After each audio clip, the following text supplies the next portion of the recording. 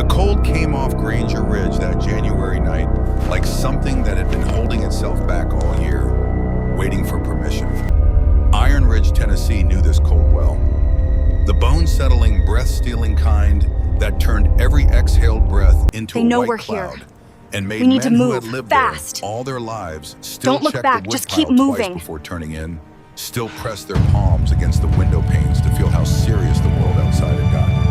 It was the cold that found every gap in a wall and reminded you We're even moving from your out. warmest Keep room it tight and no that the stops until the outside county world held line. no I'll call you when we're particular clear. affection for you or your comfort. Coulter Armstrong had no room. He had no woodpile and no windows.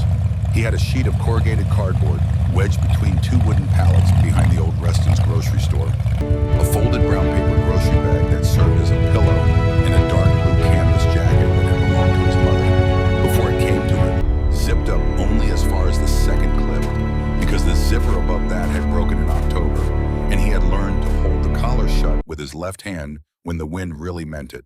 He was 12 years old. He had been sleeping in this alley for 83 nights running. He knew the exact number because every morning when he woke up before he did anything else, he reached out and scratched one mark into the nearest pallet board with a pebble he kept in his jacket pocket for this purpose. One mark for one day survived. He had read about prisoners doing this in old books, and when his circumstances had called for it, the practice had made a kind of sense to him that he had not needed to think about very long. Even when no one else was counting your days, the days deserved to be counted. You deserve that accounting at minimum from yourself. Before the counting, before the alley, before the 40 miles he had walked to get back here, there had been a house on Millbrook Lane with yellow paint on the shutters and a porch with one loose step that his mother had been meaning to fix since the previous spring. He could remember the smell of the house with a precision that surprised him, sometimes the particular combination of his mother's coffee brewing at 7 in the morning and the cedar sachet she kept in the hall closet, and something underneath both of those that was just the house itself, the accumulated smell of their particular life inside those walls. Sandra Armstrong had been a small woman. People meeting her for the first time sometimes misjudged her because she was quiet and she moved through the world without announcing herself, and quietness in a small woman was something people consistently misread. But she had large, capable hands that moved with the efficiency of someone who had spent 20 years as a nurse and who had done things with those hands that required steadiness under pressure. And she had a laugh that came from somewhere deep and genuine, the laugh of someone who found the world genuinely funny in its particulars and who had decided at some point that this was the appropriate response to most of what life chose to present. She had raised Coulter on her own from the day he was born, and she had done it without making the arrangement feel like sacrifice or deprivation, without making him feel that he was the reason for any absence in her life. She had worked double shifts at Mercy General. She had brought home birthday cake from the staff break room when someone retired. She had taught him how to tie a bowline knot because it was the most useful knot and the one that came undone cleanly. How to read a paper roadmap because satellite navigation failed in the hills, and how to tell when someone was lying by watching their hands instead of their face because hands carried what the face was working to hide. She had also taught him, without naming it as a lesson, how to be invisible. It was something she had practiced to herself for reasons he was old enough to understand now, but had not been old enough to understand when she was alive. How to take up as little space as possible. How to make your presence undemanding, your needs compact, your passage through a room quiet enough that you left no disturbance in the air when you left it. He had watched her do this for 12 years, and he had absorbed it the way children absorb the things their parents did when they weren't looking completely and without knowing they were learning. She died in May, 8 months before the night that would change everything. The cancer came in the fast version, the kind that did not offer you the grace of time to prepare or arrange your feelings in any orderly progression. 1 week she was signing the permission slip for his field trip to the State Museum, complaining mildly about the price of admission. And 6 weeks later, Coulter was sitting in a chair across a desk from a woman at the Department of Children's Services who had a clipboard on her knee and eyes that had seen too many of these conversations, and who spoke to him the way people spoke to animals of uncertain temperament, carefully and with one hand near the desk. The state placed him in Hatcher House, a group home run through the county system, 40 miles east of Iron Ridge, in a converted farmhouse that smelled of industrial floor cleaner, applied over something it had never quite managed to erase. the accumulated residue of years and years of children passing through and leaving behind them the particular chemistry of unhappiness. The man who ran it was named Dale Pruitt. He was broad through the middle and had small eyes that were always calculating something, and he had two distinct and complete personalities. The one he wore when the county inspector came through, which was warm and organized and attentive to detail, and the one that appeared when the inspector's car had cleared the driveway, which was something else entirely. Coulter had needed 3 days to understand this, and 8 days to accept that understanding fully, and 11 days in total before he climbed out of a bathroom window at 2 in the morning with his mother's jacket and a bag of food he had been assembling carefully from the kitchen for 5 days running rationing against discovery. He walked the 40 miles back to Iron Ridge over 2 days. He slept the first night in the ditch beside a decommissioned grain storage barn off Route 9, curled under his jacket with his knees drawn up, and he reached Iron Ridge on the second afternoon and went directly to the alley behind the old Reston's grocery store, because the store had been closed for 2 years, and the alley behind it was the kind of place that people had stopped looking into, and that lack of looking was exactly what he required. That was 83 nights ago. He was not unhappy in the way that word usually implied. He was not lying in the dark feeling sorry for himself or waiting for someone to come and change things. He was managing the way his mother had managed, the way he suspected she had always managed, which was to identify the immediate problem, address the immediate problem, and allow the next immediate problem to emerge in its own time without letting worry about it contaminate the current one. He ate from the dumpster behind Paulie's Diner on Elm Street, where the cook had a habit of putting the unsold dinner bread in a clean bag on top of the trash on cold nights, a habit too deliberate to be accident and too small to require acknowledgement. The overnight clerk at the Route 9 gas station had encountered him 3 weeks ago and had not reported him and had not asked any questions, and had since that evening been leaving a paper bag on the bench outside the station at 10 o'clock every other night with a sandwich and a small juice box inside it. And neither of them had ever said a word about this arrangement, because the arrangement existed in a kind of mutual silence that was necessary to its survival. He kept himself clean at the gas station bathroom when he could. He kept his space in the alley tidy with the compulsive neatness of someone who had decided that order, even in small things, was a form of dignity. He was careful. He was quiet. He had no official existence in Iron Ridge, which was both the most dangerous thing about his situation and the thing most necessary to its continuation. On the 84th night, something changed. He heard it before he saw it. This was how things usually worked when you had spent 83 nights listening to an alley instead of watching a television, when your ears had taken on the duties usually delegated to eyes. A sound from the service road beyond the chain-link fence at the far end of the alley, a thud that was followed by a scraping, and then a silence that had a different quality from the surrounding quiet, and then the low, irregular ticking of an engine cooling down after a long run. He lay still in his cardboard shelter and listened to all of this and cataloged it the way he cataloged everything, building the picture from what was present and absent.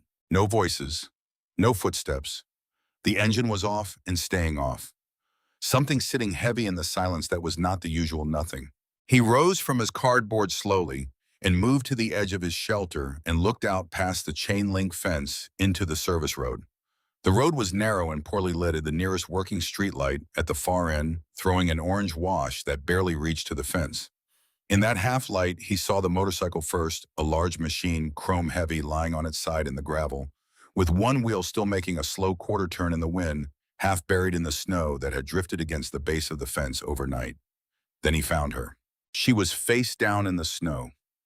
One arm was extended and the other was tucked beneath her, and her legs were at a slightly wrong angle, the angle of someone whose body had not arranged itself for sleep, but had simply come down where gravity put it. He stood at the fence and watched for 10 seconds before he saw her back move a shallow rise and fall so slight he might have imagined it, and then it came again, and he had not imagined it. She was alive, but the word alive carried its own qualification, which was that it described a condition that could change, and that the direction of change in these circumstances was strongly suggested by the temperature of the air and the amount of time she appeared to have been lying in the snow. He could see the vest even in the poor light. Black leather with markings on the back, and even without seeing them clearly, he knew what they were because he had been seeing them from a distance for as long as he had been old enough to notice the way adults reacted to things. The markings that made people in Iron Ridge step back from the curb and look at their shoes and find somewhere else to be. The markings that meant something specific about who you were dealing with and what the dealing would cost you. Every rule he had built over 83 nights on the street said to go back to his cardboard. The mathematics were simple, and he was good at mathematics. She was connected to people who were dangerous. Getting involved meant getting seen. Getting seen meant getting found. Getting found meant the county, meant Hatcher House, meant 11 more days, and then another window, if he was lucky, and something else, if he wasn't. He stood at the edge of the alley and watched that faint rise and fall, and thought about his mother. Not abstractly, not generally, but a specific thing she had told him more than once. The first winter after he was born, when they had no heat in the apartment on Millbrook Lane, and their upstairs neighbor was a retired school teacher named Mrs. Hollis, who had knocked on their door at 7 in the evening with a pot of bean soup and 2 extra blankets and had said simply, "There is a baby in this apartment, and I heard the radiator go quiet, and I have extra," and had not waited to be thanked or even fully acknowledged before she was back up the stairs. His mother had told that story more than once with a specificity that meant it was not just a story, but an example of something she wanted him to understand. Not charity, not selflessness in the performing sense. Just a retired schoolteacher who had extra soup and extra blankets and a neighbor with a baby and no heat, and who had done the arithmetic without making anything larger of it than it was. Coulter moved out into the service road before he had fully decided to. The cold without the building's shelter was immediate and total, pressing in against the thin hoodie he wore under his jacket the way it had been pressing against it all night, but now with nothing to deflect it. He crossed to the fence in a straight line, watching both ends of the service road, finding them empty. He got through the gap in the fence where 2 of the chain links had been bent back years ago, and he crossed to her. Up close, she was worse than she had looked from the distance of the alley entrance. Her face was turned to one side, her cheek flat against the surface of the snow, and the cold had done things to the color and texture of her skin that he associated with the things he did not want to think about. He pulled off his glove, the single left-hand glove he had found outside the gas station on Route 9, and he put the back of his hand against hers. The cold of her skin shocked him. Not the surface cold of the night air, which he had adapted to, but a deeper cold, the cold of something that had been losing warmth for longer than the body could sustain without consequences. His stomach clenched, and he made himself breathe and think. He shook her shoulder, once with care testing, then with more urgency. She made a sound formless and low, that was neither a word nor a groan, but something between them, and it told him that there was still a person in there, still responding to something, still present in a way that mattered. She was alive. She needed to stay that way. He talked to her while he worked on turning her over. His mother had told him that unconscious people could hear that the voice of another person reached through in ways that nothing else could, and whether or not this was true, the sound of his own voice in the cold quiet was better than the alternative. He told her his name.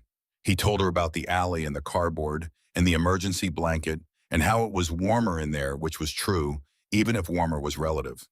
He told her she was going to be all right, which was a statement he intended to make true by whatever means were available to him, which were limited but not zero. Getting her turned over took 4 minutes. Getting her from the fence line to the gap in the chain link was another 7. Through the fence and to the alley entrance was 12 more minutes of moving, by inches of digging his heels into the packed snow and pulling with everything he had, and stopping when he had to stop, and not staying stopped for long. He measured the progress in feet rather than yards because feet were small enough to feel like progress, even when the overall distance felt impossible. He talked to her the whole time. He told her about the marks on the pallet and what each one meant. He told her about the bread that the cook at Polly's left on top of the trash. He told her things he had not said out loud to anyone in 83 nights because the silence of the alley and the urgency of moving her and the need to keep himself conscious and focused all at once had made this the easiest moment in recent memory to simply talk. He got her to the cardboard and settled her down and sat back on his heels and let his arms shake for a moment, which they needed to do, and then he started moving again. He put the emergency blanket over her first, his silver crinkled camping blanket he had found in a donation box outside the Methodist church, the one that was too small for 2 people, but large enough to cover her if she stayed still. He put his jacket on top of that, And then he stood in the alley in his long-sleeved shirt and the hoodie with the hole in the elbow, and the cold came for him immediately pressing in against his ribs and the back of his neck and the exposed skin of his wrists between the cuff and his glove. He had one glove. He put it in his jacket pocket on top of her. He had read about heat transfer in a wilderness survival book he had borrowed from the Iron Ridge Public Library. In the month before his mother died, a book he had read twice because it seemed like exactly the kind of knowledge that became useful in circumstances you did not predict. The book was clear and detailed on the mechanics of hypothermia and its reversal. Contact was significantly more efficient than proximity. The math was simple. His body was producing heat, and her body needed it, and the variable he could control was the efficiency of transfer. He sat down beside her and pulled her close. The wrongness of it was real, and he did not pretend otherwise.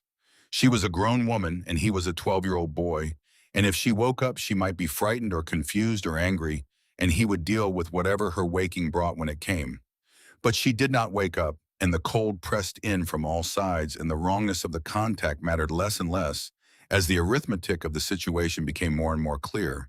And eventually he stopped thinking about the wrongness and thought instead about the pulse he could feel when he pressed his fingers to her wrist, which was there, and which was steady, and which was the thing he was going to monitor until morning. He leaned his head back against the cold brick of the building, and he fought sleep the way he had learned to fight it over 83 nights, which was methodically and without drama. He counted her breaths. He counted the sounds of the town beyond the alley walls, a car on Route 9, a door slamming 3 streets over the particular bark of a twig somewhere north of Main Street that came in 3 bark sets and then stopped and then started again. He kept his fingers on her wrist and counted the pulse at intervals of his own breathing. Around 3 in the morning, she started shivering. The wilderness survival book had been clear on this too. Shivering was the body's active thermogenesis, the muscular generation of heat through involuntary contraction. It was not a sign of deterioration, but of the body's continued functioning. He tightened his arm around her and said quietly into the cold air of the alley, "That's good. Keep that up," and the words felt foolish and also necessary both at once. He lost the fight against sleep somewhere between 3 and 4. His eyes closed for what he intended to be a moment, and the moment became the rest of the night. And when he came back to himself, the alley had the particular gray quality of very early morning, and the woman beside him had moved. Her eyes were open. They were dark eyes, clear and quick, and they were moving over the scene with an alertness that had no confusion in it, only the rapid, comprehensive assessment of someone who had woken in unexpected places before and had learned to evaluate the situation before reacting to it. She took in the cardboard, the silver emergency blanket, his jacket on top of it, the alley walls with their brick and their gurming and their cold shadow, and then him, and all of this happened in approximately 3 seconds. He sat up and gave her room, and his heart was going too fast, and he told it to settle. "You're in my place," he said. "You were in the snow on the service road. I moved you." She did not respond immediately. She shifted her weight, testing each part of her body in turn, and he could read the cost of this in the tightening around her eyes and the way she breathed through whatever the movement asked of her. Her left hand moved to the vest she wore and found the patch on the back, automatically fingers confirming its presence. "How long?" she said. Her voice was rough, barely more than a scrape. "All night. You weren't waking up." She processed this. "You stayed." "You would have died," he said, because it was still the only answer he had, and it was still the complete one. She looked at him then in a way that was different from the way adults usually looked at him, which was from a managed distance, arranging their response to him from behind the buffer of their adultness. She looked at him directly, as if looking at something she was genuinely trying to understand rather than something she was trying to process through an existing category. "You know what this is," she said. Her fingers touched the patch again. "Hell's Angels," he said. There was no reason to pretend he did not know. "And you didn't walk away." "You would have died," he said again. The third time he had said it, and it was the same answer each time because it was the answer and there was not a different one underneath it. He had not stopped because of what she was. He had stopped because she would have died, and he had been standing there, and those two facts together had made his decision for him. She studied him for a long moment. He sat still under the study and let her take what she needed from it. Then she reached into the inside pocket of her vest and pulled out a phone. The screen was cracked in 2 places, and the battery icon, when it lit up, showed a sliver of red. She did not press anything. He watched her hold the phone and understood that she was deciding something that had more to it than just the call itself. He understood this the way he understood most things that mattered, not through being told, but through observation, through the quality of the silence that a person created when they were thinking at that level. She pressed a contact and put it to her ear.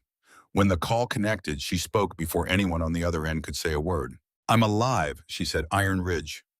A pause. "Yes." Another pause longer, something happening on the other end that required her attention. "Then bring the full chapter. Tell Grimm." She closed the call. "Your family," Coulter said. "Something like that," she said, and the corner of her mouth moved almost a smile. She looked at the phone for a moment more and then tucked it back into the vest. She looked at him steadily.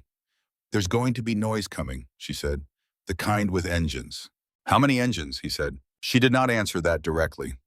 "You should be somewhere visible when they arrive," she said. "That matters." He didn't understand the full meaning of it yet, but he held it. "Where are your people?" she said. He had known this was coming. It was always coming. "Don't have any," he said. He kept his voice level and his eyes where they were and did not add anything or apologize for the fact. It was a fact. He carried it the way he carried other facts, present and acknowledged, and not given more room than it required. She looked at him, not with pity, which he had learned to see coming and to brace against, something more deliberate than pity, the look of someone taking actual inventory. "How long have you been here?" she said. 84 nights, he said. He glanced at the marks on the pallet. "Starting today." She followed his gaze to the line of scratches, 83 of them, each one made in the morning, on a morning when waking up had been enough to mark. She looked at them for longer than she looked at most things. "I'm Vanna," she said. "Coulter," he said. She nodded once, the nod that meant the name had been filed, where it would be kept. She found a protein bar in the inner pocket of her vest, the kind sold at truck stops and bike shops by the register. She held it out to him, and he started to say he was fine, and she looked at him with an expression that had seen enough of the world to know precisely what fine was standing in for, and he took the bar. He ate it in 4 bites because he was genuinely hungry and because his mother had taught him to receive kindness gracefully, which meant without flinching and without making the giver feel they had done something that required more acknowledgement than a thank you. "Thank you," he said. She nodded again, and somewhere in the space between them and the waking world, so faint at first that it could have been the highway 2 miles east, a sound began to build. Low and layered, growing not louder exactly, but denser, more complex, the sound of something with many parts that were working together. He sat with his back against the coal brick and listened to it come, and did not know yet what it meant, and Vanna sat beside him with her hand pressed light against her ribs, and also said nothing, and the alley held them both in the particular quiet of the hour before a small town woke up and found that the day was going to ask more of it than it had been planning for. Christopher Slater heard the engines building from 2 miles away, and the sound confirmed what he had been dreading since 2 o'clock in the morning when the message from Pemberton arrived on his personal phone. He was in his cruiser on the shoulder of Route 9, parked far enough from the nearest intersection that the deputies he had posted there could not see him. His coffee had gone cold. His phone was open to the 6-word message, "Keep them out, whatever it takes."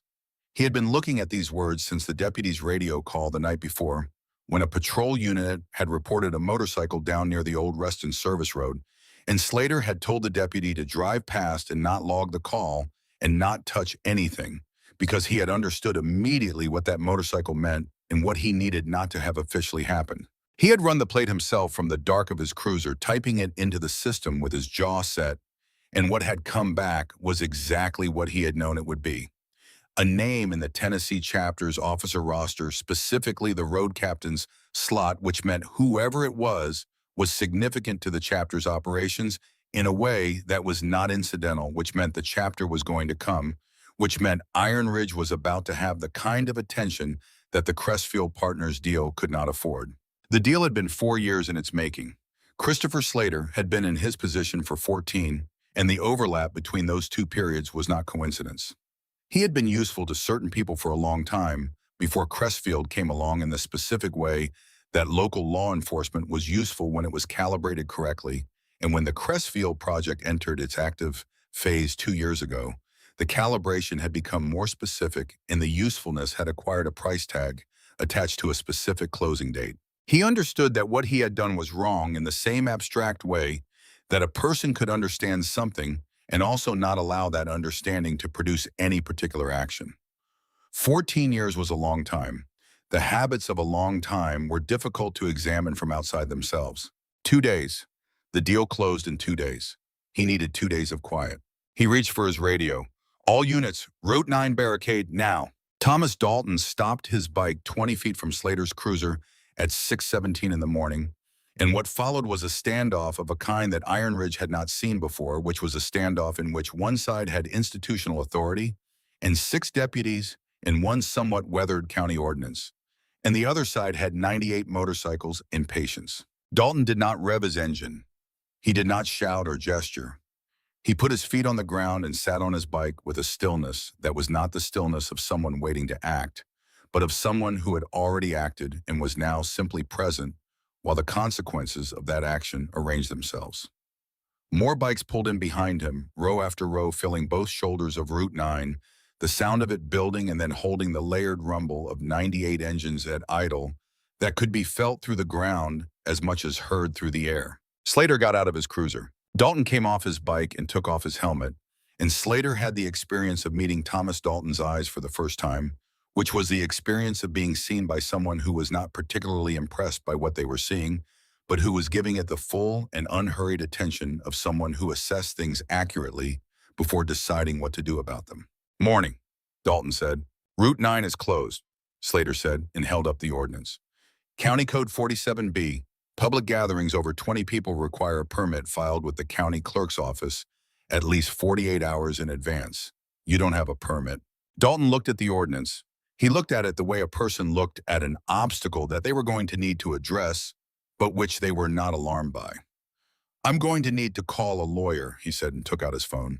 You can do that from a location that isn't this intersection, Slater said. My road captain went it down in this town last night, Dalton said, already pressing a contact. His voice carried no urgency and no threat. It carried the calm of someone who expected to be heard and who had found that volume was not required for this. I have 98 people behind me who want to confirm she's alive and that she's being looked after.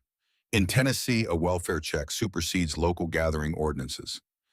You know that and I know that, and the lawyer I'm currently calling is going to tell you the same thing. He put the phone to his ear. Give me 15 minutes. Slater stood at the barricade and watched Dalton make 3 calls. The first call was to Gerald Fox in Nashville, who answered before the 3rd ring, because Gerald Fox had learned over 30 years of practice that the calls that came in the early morning were the ones that shaped the day and had adjusted his sleep accordingly. Dalton spoke to him for 4 minutes in a voice too low for Slater to catch the words, though he caught the pattern, concise, specific, no elaboration beyond what was needed. The second call was shorter. A name Slater caught once before the wind took it, a name associated with the Bureau of Investigation's regional office, and his stomach did something it did not usually do. The third call was to someone Dalton called Bev, and it was the briefest of the 3, only 2 minutes, and afterward Dalton looked up from his phone across the barricade at Slater, and his expression had not changed in any way that Slater could point to, but something in the quality of his attention had shifted. 3 blocks away, Coulter stood in the doorway of the hardware store. Vanna had guided them there from the alley while the bikers were clearing the Route 9 intersection. Her hand light on his shoulder, directing without pressuring, and one of Dalton's people had materialized beside them the moment they stepped onto the sidewalk and had remained at a distance of 10 feet ever since present without being intrusive. Coulter had noticed all of this. He noticed most things. He stood in the doorway and watched the far end of Route 9 and the bikers lined up all the way back to the highway turnoff, headlights cutting through the gray morning air. He tried to count them and lost count somewhere past 40 and gave up and accepted 98 on Vanna's authority. He thought about what it meant for 98 people to stop what they were doing and drive to a town because one of their own had gone down in it. He had not had a single person do that for him in 8 months. He was aware of this without self-pity. The way he was aware of most uncomfortable facts is something to be acknowledged and moved past rather than dwelt on. But the awareness was there. Fox is working the ordinance, see, Vanna said beside him. She was watching Dalton with the attention of someone reading a person they knew well. Will it hold, Coulter said. The ordinance, she almost smiled. It's from 1987. Fox could dismantle it in his sleep. The resolution came at 7:42. Fox called back with the specific points the ordinance's 1994 challenge that had been settled rather than litigated, and therefore created no precedent to hide behind the Tennessee state code provision that a formal welfare check request superseded local gathering restrictions, and the note that he had already filed such a request with the county clerk at 7:15 that morning, which predated any enforcement action Slater might attempt. Dalton received this information with the same stillness he received everything. He looked across the barricade at Slater and said in his unhurried voice, "Your county attorney is going to tell you the same thing. The welfare check goes through regardless. You've got about 20 minutes to decide how you want the record to look on this." Slater stood with his hand on his radio and calculated. He calculated the gap between holding the barricade and what happened if he held it, which was a legal challenge. He would lose by Thursday morning, and then questions about why a deputy's radio call from the previous night about a motorcycle down near the Reston Service Road appeared in no log anywhere, and then further questions about the ordinance enforcement itself and its timing relative to the Crestfield pre-approval meeting that was scheduled for Friday, and then questions whose answers existed in documents that Slater had been very careful about, though perhaps he was beginning to understand not careful enough. He stepped to one side. Dalton nodded once. He mounted his bike and rode through the intersection, and his people followed, and the sound of 98 engines moving through Iron Ridge at 6 in the morning had a quality that the town had not experienced before and would not forget. Not aggressive, not celebratory, purposeful. The sound of a large number of people was somewhere specific to be, and a reason for being there that they had not had to construct, that had been given to them by the situation itself. Iron Ridge was awake. Curtains moved in upstairs windows. Porch lights came on, which was unusual at 6 in the morning in January. The cook at Paulie's Diner, who opened at 5:30, stepped outside and stood on the sidewalk with his hands in his apron pockets. Mrs. Alderton from the Methodist Church was already walking her morning route and stopped at the corner of Main and Elm and watched with her hands folded in front of her.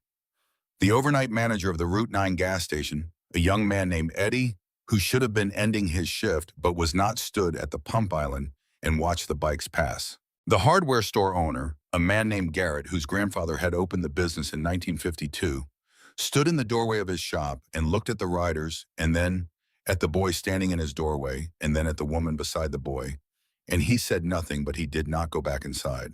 Something was happening in Iron Ridge. The town was not sure yet what it was, but it had the instinct, in the way small towns had instincts about things that mattered, that today was a day that was going to mean something when they talked about it later. Dalton found them at the hardware store doorway minutes after clearing the intersection. He crossed the street with 4 of his people behind him and stopped in front of Coulter with the direct, unhurried attention he seemed to apply to most things. "You moved her," he said. "She was freezing," Coulter said. Dalton looked past them into the alley. He looked at the cardboard, at the pallets, at the scratch marks, at the jacket on the ground where Vanna had left it, at the emergency blanket folded beside it. He looked at these things the way someone looked at evidence, not judgmentally, but comprehensively, building an understanding of what they represented. "How long were you out there before you got her in?" he said. "I'm not sure exactly when she went down. Maybe 4 hours, maybe more." "Did she respond at all during that time?" "She made sounds," Coulter said. "Around 3, she started shivering. That was the most." Dalton looked at the jacket. "Yours?" "Yes, sir." The "sir" came without thought, and Dalton received it without comment, which was the right response. "You're cold," Dalton said. "I'm all right." Dalton reached back and unzipped the thermal underlayer he wore between his skin and his cut and held it out to Coulter. He held it extended without pushing, with the patience of someone who understood that certain offerings required time and had decided to allow the time. Coulter took it. He pulled it on over the hoodie and the long-sleeve shirt, and the warmth was sudden and total, and he held his expression as still as he could because the relief of it was more than he wanted to show to someone he had met 2 hours ago. "Thank you," he said. "What's your name?" Dalton said. "Coulter Armstrong." Behind Dalton, more of his people had dismounted and were gathering at a respectful distance, not crowding the conversation but present. The town of Iron Ridge continued to arrange itself around the edges of the situation. More people appearing on the sidewalks, a small cluster outside the diner, 2 women from the apartment building on 2nd Street standing at the corner with coffee. "Where's your family?" Dalton said. "Don't have any," Coulter said. He kept his eyes where they were. "My mother died in May. I've been on my own since." "How long in the alley?" 84 nights, Coulter said. He looked briefly at the marks. Starting today. Dalton's eyes followed his gaze to the scratch marks on the pallet wood, 83 of them, in a careful line. He looked at them for a moment that was longer than most people would have given them. Sandra Armstrong, Vanna said. Both of them turned. She had finished speaking to one of the other riders and was standing 3 feet away watching Dalton. The stillness that came over Dalton was different from his ordinary stillness. His ordinary stillness was the stillness of someone at rest between actions. This was the stillness of someone who had just heard something that was rearranging things inside them that they had believed were fixed. What was she, he said. His voice was careful in a specific way. A nurse, Coulter said, at Mercy General here in Iron Ridge. Dalton's hand moved to the inside of his cut. It found something beneath the leather and rested there. He did not pull anything out. He held his hand against whatever it was for a moment, and his jaw moved once, and then he looked at Vanna with an expression that was in a language that required knowing both of them to read. Coulter did not know about the letter. He did not know that what Dalton was touching under his cut was a piece of folded hospital notepaper that had been in that pocket for 15 years, that the notepaper had the room number 214 printed at the top, and bore handwriting that had gotten uneven in the lower half of the second page, but which had stayed precise and deliberate, because the man writing it had needed it to say exactly what it meant and had not been willing to accept less than that. He did not know yet about Doyle Mercer. He did not know that Doyle had been Dalton's road brother for 23 years, that they had come up together in the chapter and ridden every significant stretch of road through the middle of the country at various points in those years, and that Doyle had died in the spring of 2009, not a bike accident, his heart, and that the dying had taken 4 months, and that during those months a nurse at Mercy General named Sandra Armstrong had sat with him through 3 nights in particular, when the pain was bad enough that being alone would have been worse than what the pain already was, and that she had done this not because it was required of her or because anyone would have known if she hadn't, but because she was the kind of person for whom the question of what was required was always secondary to the question of what was necessary. He did not know that Doyle had written about this 2 days before he died in the letter that Dalton now had his hand pressed against under his cut. He did not know that the letter asked Dalton in the uneven handwriting of a man who knew he was writing his last serious thing to find Sandra's boy someday if he could, because she had talked about the boy in the nights when she sat with him, and he had formed a picture of the boy from those conversations and wanted someone to look out for him. He did not know any of this yet. He only knew that Thomas Dalton, who had stood at a sheriff's barricade for 40 minutes without visible anxiety, and who had conducted 3 significant phone calls at 6 in the morning, with the efficiency of someone who had done this kind of thing before, was standing in front of him now, with an expression that was not cataloging him at all, but was looking at him as if a piece of a picture that had been missing for a long time had just appeared in the frame. Jessica Riggs had been awake since 5:30. She had heard about the boy through a route that would have seemed complicated to someone outside her professional orbit, but which was efficient. From inside it, her neighbor's cousin's girlfriend worked in the county records office, and the records office was a place where information pooled and could be tapped by someone who knew which conversations to cultivate and which to leave alone. By 5:45, she had the shape of the situation. A homeless boy flagged as a runaway from Hatcher House had apparently pulled a Hells Angels officer out of the snow behind the old Restons and kept her alive, and the chapter was on its way. She was in her car by 6, driving toward Iron Ridge with the emergency custodial transfer paperwork that she had learned to keep accessible in her vehicle when situations warranted it, which was more often than most people imagined. Judge Hartford's office opened at 7:30, and Hartford's clerk had standing instructions on paperwork that came from Riggs, which meant the order was signed and in her hands by 7:50. Riggs had been the county's lead child welfare placement officer for 9 years. She had learned the bomb at its edges in the places where bureaucratic process and practical reality diverged, and she had found those places useful in specific ways. For the last 4 years, she had been in a financial relationship with Clearwater Residential Services that she thought of on the occasions when she thought of it at all as a professional arrangement. She directed placements toward Clearwater's facilities, and Clearwater directed money toward an account in a name adjacent to hers, and the children placed in those facilities were children from situations where nobody was watching too closely, which was the essential condition of the whole enterprise. Coulter Armstrong had been on her watch list since November. He had been living rough for 83 nights, which was long enough to matter to the system, and he had now become visible in a way that was both an opportunity and, given the attention currently on Iron Ridge, a situation that required careful handling. She arrived at the hardware store doorway at 8:15. Coulter saw the county vehicle before he registered the woman inside it, and something in his body responded before his mind had finished processing the information.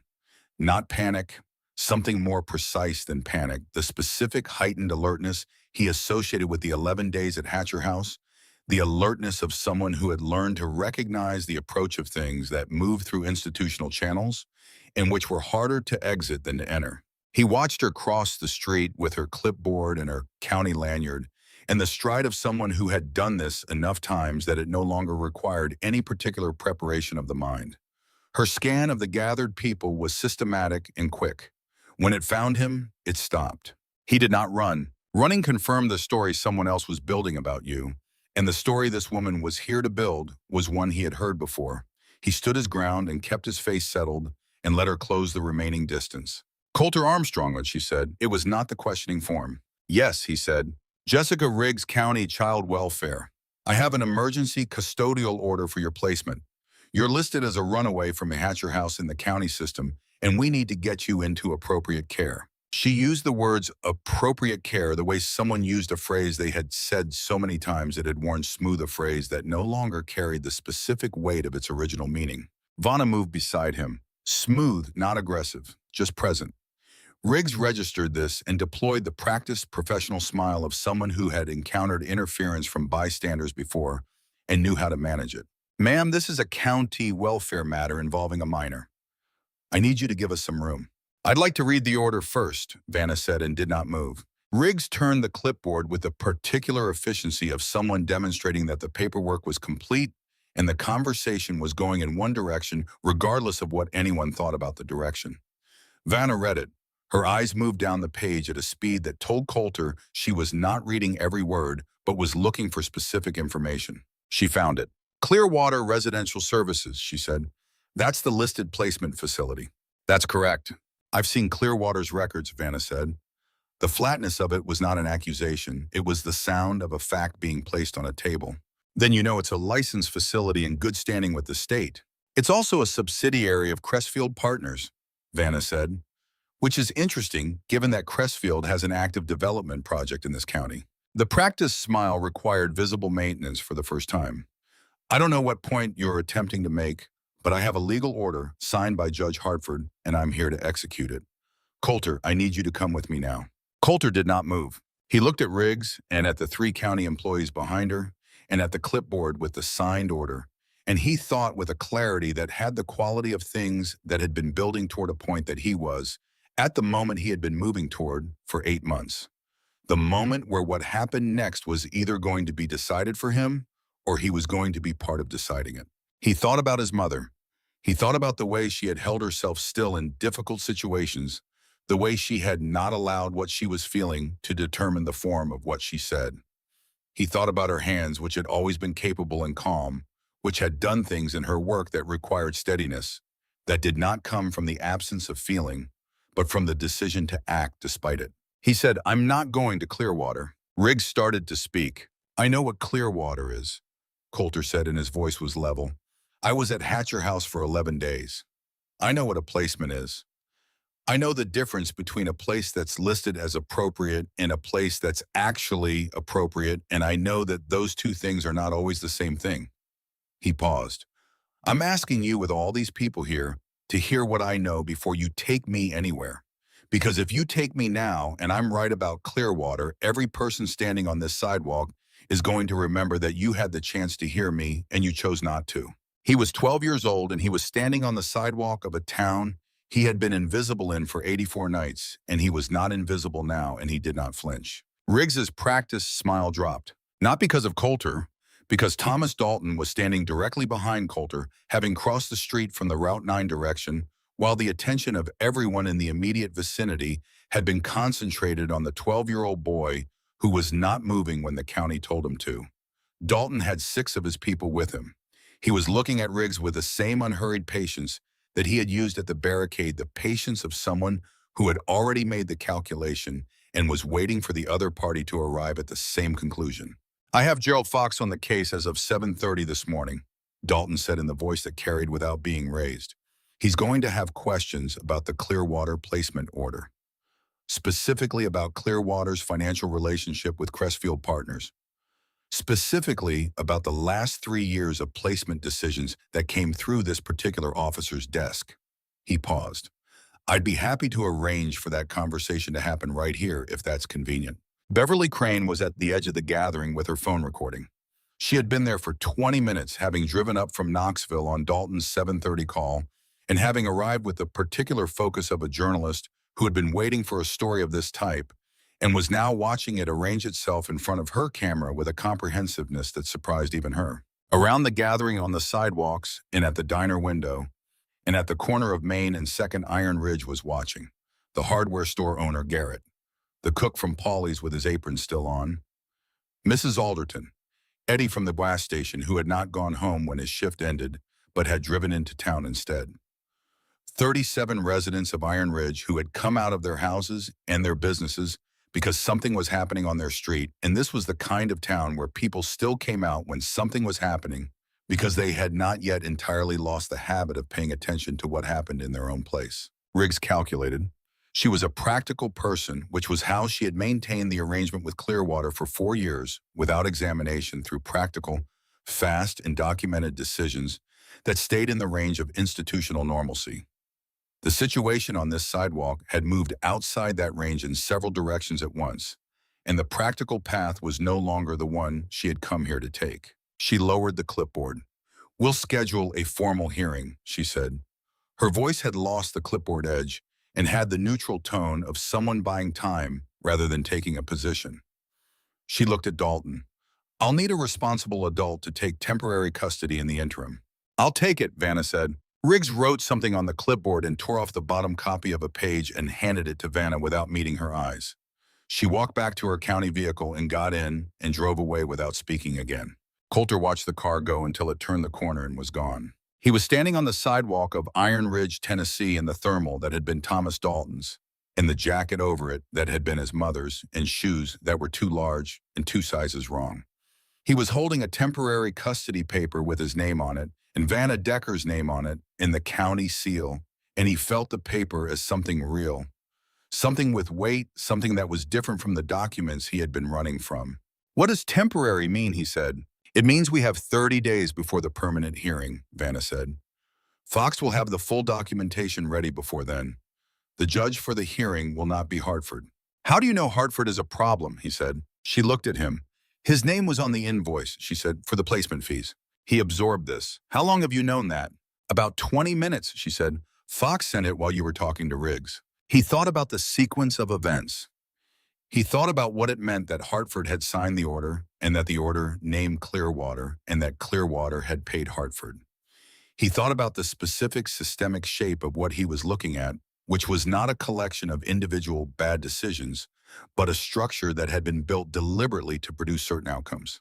There are other kids in it, he said. Yes, she said. That's what matters, he said. Not me, the other kids. She looked at him with the expression that was not quite a smile but was in the same family. It matters that you're in it too, she said. He accepted this without arguing, because arguing would have been dishonest. Dalton came to Vanna's shoulder with his phone, and his face said the news on it was significant. Fox has the full picture on Clearwater, he said, and on Riggs, and on Slater. He looked at Coulter with the careful attention he had been using since the alley. And there's something else, about your mother. The words landed differently than he expected. He had thought in 8 months of practice that he had learned to carry his mother's name in sentences without showing the weight of it. He had thought he had built a way of receiving it that was stable, but Dalton said it with a particular care that got past the mechanism he had built, the care of someone handling something they knew was breakable. Tell me now, he said. Dalton reached into the inside of his cut and took out the letter. He unfolded it with both hands holding it so Coulter could see the handwriting.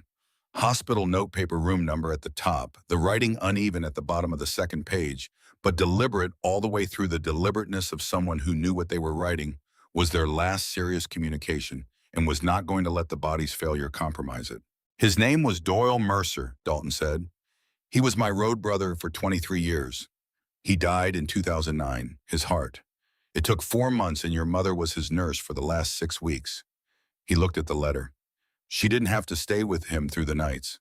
It wasn't her job. She stayed anyway. He wrote about it here, 2 days before he died. He looked at Coulter. He asked me to find her boy someday if I could. He said she had told him about you.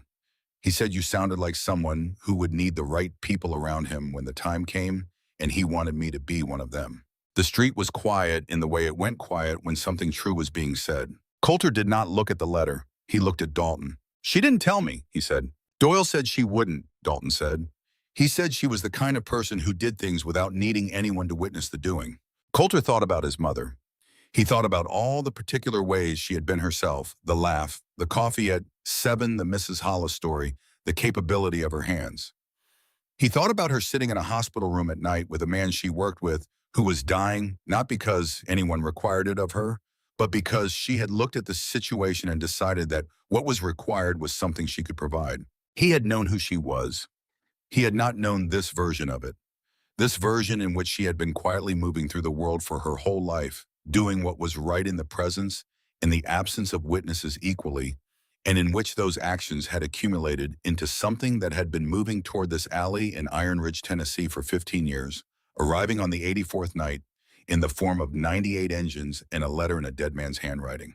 He reached out and touched the edge of the letter, one finger just confirming. Then he looked at Dalton and said, "Okay," and the word was small and quiet and carried the weight of 8 months without anyone to say it to. The 48 hours between Riggs leaving and the Thursday hearing had their own texture, a kind of compressed time that Coulter had not experienced before, where each hour contained more than an hour usually held, and the world seemed to be moving on multiple levels at once, some of it visible and some of it underground. On the surface, Dalton's people managed the chapter's logistics from the motel parking lot and the diner on 2nd Street quietly, and without drawing more attention than they already had simply by being there. The bikes remained in the streets of Iron Ridge, not parked in formation or in any way that could be described as aggressive, but present, placed along the curbs the way bikes were placed, anywhere riders stopped for a while. Their presence had changed the sound of the town. Iron Ridge had a particular acoustic quality in the winter, a muffled smallness that came from snow on the rooftops, in the absence of summer insects, and the fact that most people were inside more than outside. And the bikes altered this, added a low background note that was not unpleasant but was undeniable, the sound of something that had arrived and had decided to stay until it was satisfied. Below the surface, Fox, working in Nashville, his paralegals pulling documents, the state AG's office receiving information in installments and responding to each installment with increasing seriousness. The Bureau of Investigation contact made 2 calls to Fox on Tuesday unprompted, which Fox described to Dalton as meaning the contact had found something worth calling about in his own records. Beverly Crane was making calls from a corner table at Paulie's Diner, her notebook open and her coffee going cold, and the calls were going to places that Riggs and Slater and Hartford would have found had they known about them not comforting.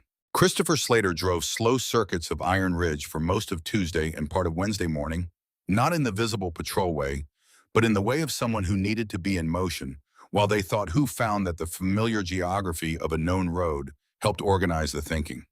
He stopped twice to call Pemberton and reached voicemail both times. The third time he called, the number answered, and a man he had never spoken to directly, not Pemberton, but someone adjacent to Pemberton, told him very calmly that the situation was being monitored and that his best course of action at this point was to ensure that his own paperwork was as clean as possible. The man used the word paperwork with a specific inflection that meant something more than paperwork, and then ended the call.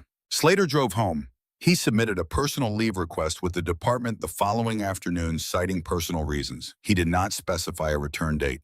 On Tuesday evening, Coulter sat on the concrete step outside the motel room he was sharing with Vanna and watched the stars appear through a gap in the cloud cover and thought about the specific quiet shape of things. He thought about the way his mother had lived, which was quietly and without requiring acknowledgement. He thought about the stories she had told him, which on reflection were all versions of the same story, which was that doing the right thing was not a complex calculation, but a simple one, that the calculation was always the same, and the answer was always the same, and the difficulty was not in the calculation, but in the choosing to do the arithmetic at all, rather than walking past the problem in the direction that led away from it. He thought about 83 nights of doing the arithmetic. He thought about the 84th night and what had been different about it. And what had been different was not that the arithmetic had changed, but that the object of it had been a person rather than a practical problem. Everything else had been the same. He had seen what was in front of him, he had done the calculation, and he had chosen the result that the calculation indicated. His mother would have done the same thing. He was fairly certain now that she had done the same thing in more situations than he knew about throughout her entire life, without telling him about any of them, because she was the kind of person who did not track her own goodness as a practice and did not need to tell anyone about it after. He had known this about her. He was still learning what it meant. Dalton sat down beside him on the step at some point in the evening with a cup of coffee from the motel lobby that was not good coffee, but was hot, and they sat for a while without talking. And then Dalton said, "What are you going to say tomorrow?" "The truth," Coulter said. "All of it." "The parts that matter," Coulter said. "I don't know how much time they'll give me." "Say what you said to Riggs on the sidewalk," Dalton said. "About the other kids." Coulter looked at him. "That's the part that matters," Dalton said. "The lawyers will do the documents. The judge will look at the evidence. But what you said on the sidewalk about the kids who can't make the 40-mile walk, that's the part that doesn't come from any document." Coulter looked at the gap in the clouds where the stars were showing. "She could have pressed it," he said. "Riggs, she had the order." "She could have," Dalton said. "She decided not to." "Because of you," Coulter said, "and Fox, and Crane, and the people watching." "Because of all of it," Dalton said, "including you." He thought about this. He thought about the specific accumulation of things that had prevented Riggs from pressing the order, the lawyer on the phone, the journalist recording the 37 people from Iron Ridge, on the sidewalk Dalton and his people standing behind him. He thought about how each of those things had gotten there, the chain of events that had led from the alley to the sidewalk from Vanna, in the snow to the paper bag in Vanna's hand that said his name and hers. "If she hadn't gone down in my alley," he said. "She did," Dalton said. "I mean," Coulter said, "if it had been anywhere else, any other night." "I know what you mean," Dalton said. He was quiet for a moment. "Doyle used to say that timing was not random," he said. "He said that things arrived when they were ready to arrive, and that most of what looked like luck was actually the accumulated result of decisions people had made long before moving toward the moment where they'd be useful." He looked at his coffee. "I don't know if that's true. I don't think you can know if it's true. But I've been holding that letter in my pocket for 15 years waiting for it to be relevant, and it turned out to be relevant on the 84th night of a 12-year-old boy's life in an alley in Iron Ridge, and I don't know what to do with that except to be here." Coulter sat with this for a long time. The stars in the gap in the clouds were very clear, in the way that stars were clear on cold nights when the cold did something to the air that made the light sharper. He sat with the cold and the stars and the cup of bad motel coffee that Dalton had brought for himself but had not drunk. And he thought about his mother in a hospital room in 2009, sitting through 3 nights with a man she barely knew, and about Doyle writing the letter in the uneven handwriting of someone at the end of their capacity, and about Dalton carrying the letter for 15 years. He thought about the cook at Polly's putting bread on top of the dumpster. He thought about the gas station clerk in the paper bag. He thought about the things that people did in the dark in the absence of witnesses, when the only possible reason for doing them was that not doing them was a choice they were not willing to make. "She was like that," he said. Dalton looked at him. "My mom," he said. "She was like what Doyle said.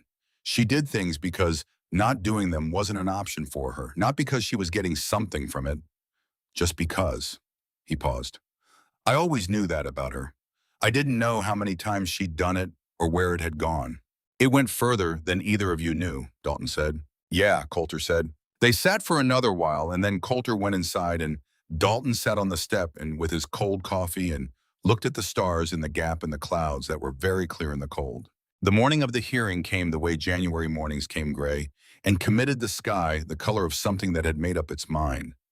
Vanna was up before him already in the bathroom, and he could hear her moving with the careful deliberateness of someone managing their body thoughtfully, the particular economy of motion of a person with taped ribs who had decided that the ribs were not going to determine the day. He lay for a moment in the warmth of the bed and thought about his mother choosing his father's name when he was born. Coulter. It was a name from a family she had never mentioned, in which he had never felt the need to ask about a name that had always just been his name, the way all names were simply yours without needing to be accounted for.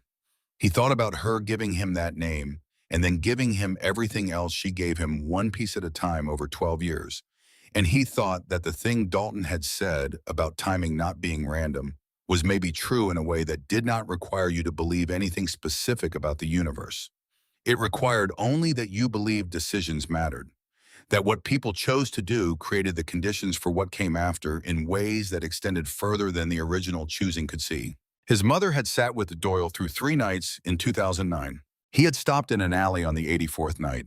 The distance between those two things was 15 years, and one decision made by a person who was not expecting thanks and got none, and would not have known to look for what eventually came of it. He sat up and put his feet on the floor and put on the new clothes that Vanna had bought, the dark jeans and the blue flannel and the boots that fit, and he looked at the vest on the chair and thought about putting it on.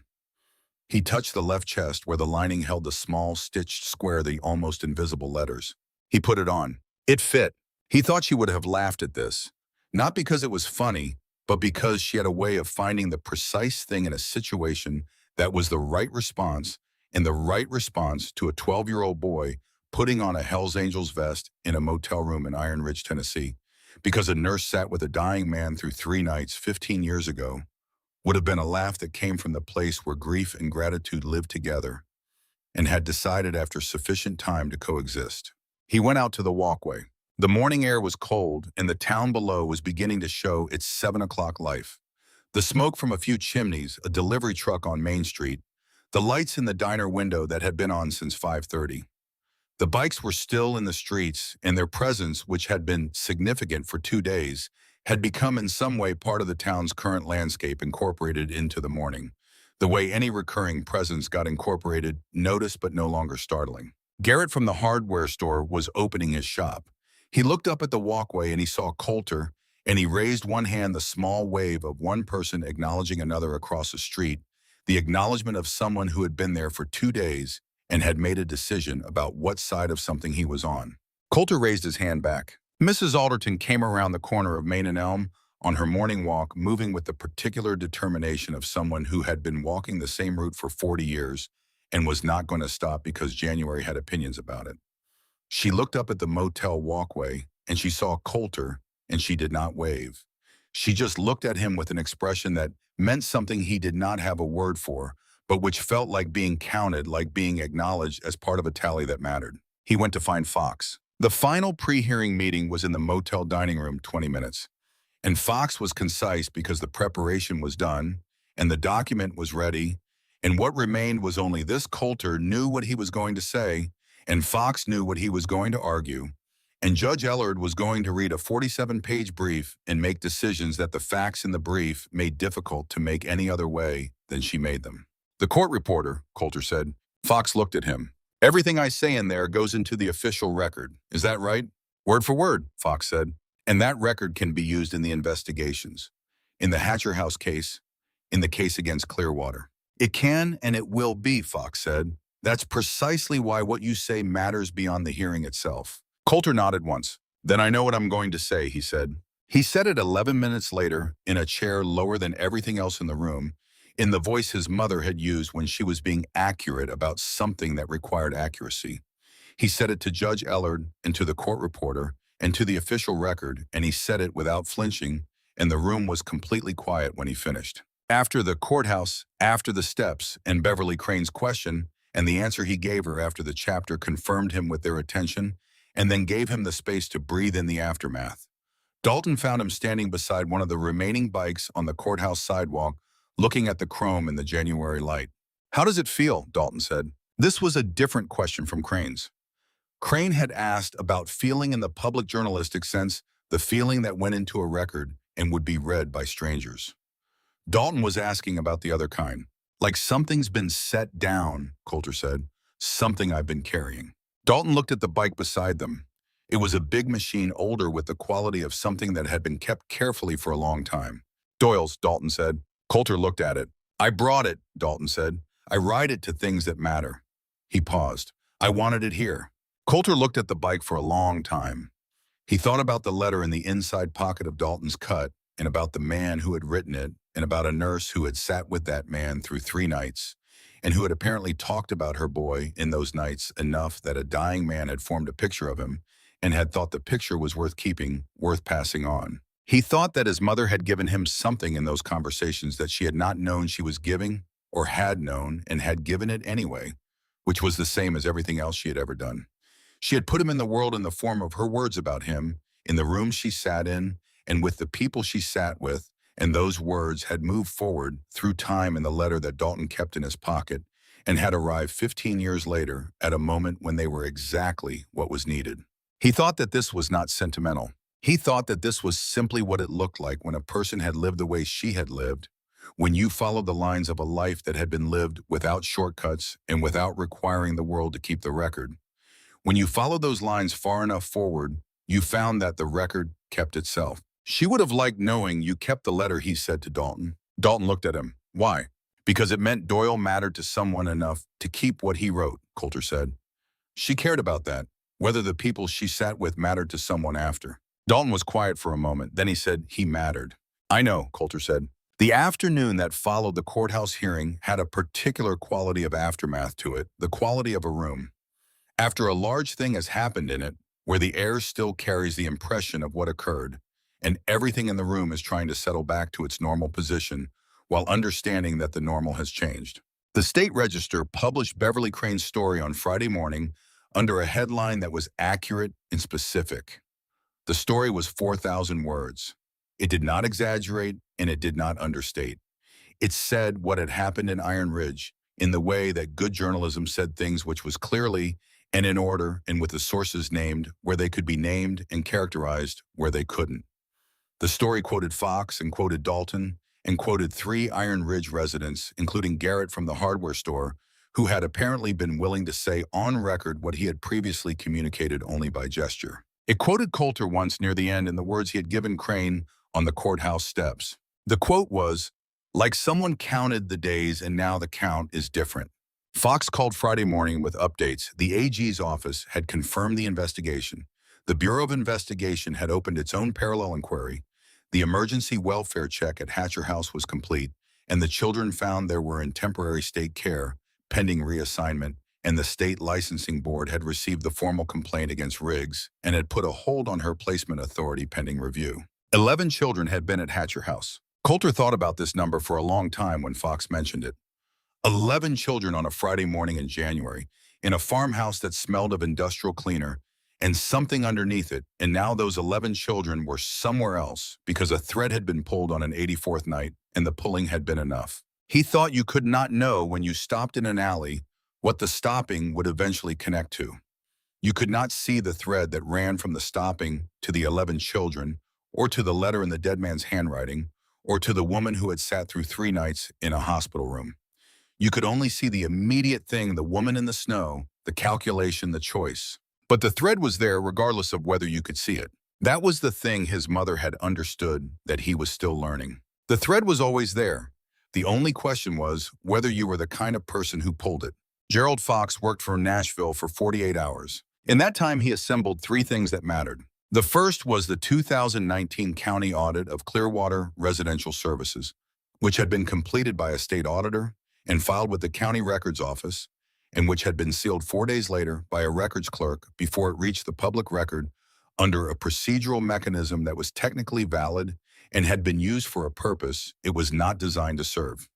The audit contained 17 findings of concern across 4 Clearwater facilities, including billing irregularities totaling approximately $2.3 million over 3 fiscal years, falsified medication records for residents in 2 facilities, and a documented pattern of placement decisions that appeared to originate not from independent welfare assessments, but from financial referrals within a network of county officials with documented financial relationships to Clearwater's parent corporation. The audit had been completed by a state auditor who had then been transferred to a different county assignment 6 weeks after the audit was filed and sealed, which was a fact that Fox noted in his documentation without characterizing it beyond what the chronology itself suggested. The second was a property development filing that Crestfield Partners had submitted to the Iron Ridge Planning Office in November of the previous year, in which the company outlined the anticipated conditions for their project's completion. Among the listed conditions was a commitment from the county sheriff's office to prioritize code enforcement activities in designated zones of the development area during the project's preliminary phase. The filing had the specific quality of a document prepared with confidence that it would remain in a small room by people who had not fully accounted for how small rooms could fail to stay small. The third was a financial record, a payment record from a Clearwater subsidiary to an account that Fox traced through two intermediaries to a holding that was connected at the third remove to a financial instrument that bore the name of Judge Harold Hartford, who was the judge who had signed Coulter Armstrong's emergency placement order on the morning of January 9th. The payment had been made in 3 installments over 18 months, the most recent 3 weeks before the placement order was signed, and it referenced in its memo line, with a specificity that Fox described to Dalton as extremely helpful services provided in facilitation of residential placement matters in Crestfield development zones. Fox requested 48 hours to assemble the full documentation package. He requested that Beverly Crane hold the story at his request until the package was complete. He called the state AG's office on Tuesday afternoon with a preliminary briefing, and the AG's office responded with seriousness. Coulter spent those 48 hours doing what he had always done in the spaces between difficult things, which was paying attention. He paid attention to Dalton, who managed the chapter's logistics from the motel parking lot and from phone calls made in the evening, and who carried out this operational work with the same unhurried efficiency he brought to everything, and who made time each day to sit with Coulter for 20 minutes with no agenda, in the way that some people understood that presence was itself a form of communication. He paid attention to Vanna, who had her ribs taped by a chapter medic, and who moved carefully but did not stop moving, who appeared with food at intervals slightly more frequent than hunger strictly required, which told him she was tracking the specific deficit of 8 months on insufficient calories and was addressing it systematically. She did not make this into a thing. She simply appeared with the food and set it down and went about whatever she had been doing. He paid attention to Iron Ridge. The town had been waking up around the edges of what was happening to it for 2 days, and the waking had a quality he had not seen before in his 12 years in this place. People who normally kept their eyes forward were making eye contact with the chapter's riders and with each other, and with him a specific kind of eye contact that meant something was being reassessed. He saw this in the hardware store owner Garrett, who offered him the use of the store's back bathroom without being asked and without making anything of the offer. He saw it in Mrs. Alderton, who appeared outside the motel on Tuesday evening with a casserole dish large enough to feed a dozen people, set it on the motel's outdoor table, and left without speaking to anyone. He saw it in Eddie from the gas station, who came by the motel Tuesday morning and sat in a folding chair in the parking lot for 3 hours and did not say much, but was there present and steady. Iron Ridge was trying to figure out what kind of town it had been and what kind it wanted to be, and the trying was visible and was not clean, and Coulter thought that this was what actual change looked like from the inside, which was nothing like the clean moment it appeared to be from outside. He met with Fox on Wednesday evening. Fox asked him to tell the story from the beginning, and he told it in the same order and with the same specificity he applied to everything. Hatcher House from the first day to the 11th, the bathroom window, the 40 miles, the 84 nights each one accounted for, where the food came from, what the temperature was, how the shelter held against what the weather brought. The alley's particular geography, which he knew the way, he knew the marks on the pallet intimately and from daily use. He described Prewitt in the detail of someone who had needed to understand exactly what he was dealing with in order to survive 11 days of dealing with it. He described specific incidents on specific dates in the particular deadpan voice of a person reporting what happened, rather than arguing about what it meant. Fox took off his glasses and held them. "You understand what you're doing when you say these things in the courtroom tomorrow," he said. "Making a record," Coulter said. "Yes," Fox said. "More specifically, making a record that other people will use. Investigators, attorneys, people who will look at what you describe and use it to look at other things." "The other kids," Coulter said. "Yes," Fox said. "That's why I want to say it," Coulter said. Fox put his glasses back on. He picked up his pen and wrote something in the margin of his notes that Coulter did not read. The hearing was Thursday morning in the county family court, a room with wood paneling installed in the 1970s that had gone the color of something trying to be dignified and partially succeeding, with 12 rows of gallery seating and a judge's bench that had the quality of furniture chosen to suggest authority rather than actually producing it, and a witness chair set to one side and positioned lower than everything else in the room, in a design decision that Coulter, when he saw it, thought was probably not accidental. The gallery was full before 9. Fox sat at the plaintiff's table with his brief and his paralegals and the USB drive and a physical copy of the documentation that was 47 pages and which he had organized with the precision of someone who had learned that juries and judges responded to physical documents in ways that differed meaningfully from their response to data. Hicks, the county's contract attorney, sat at the other table with Jessica Riggs beside him. Riggs's expression had the careful, neutral quality of someone under specific legal instruction to display nothing, which told Coulter she had spoken to her own lawyer and the conversation had gone in a specific direction. Slater was not present. His leave paperwork had been filed Wednesday afternoon and had not been followed by a return date.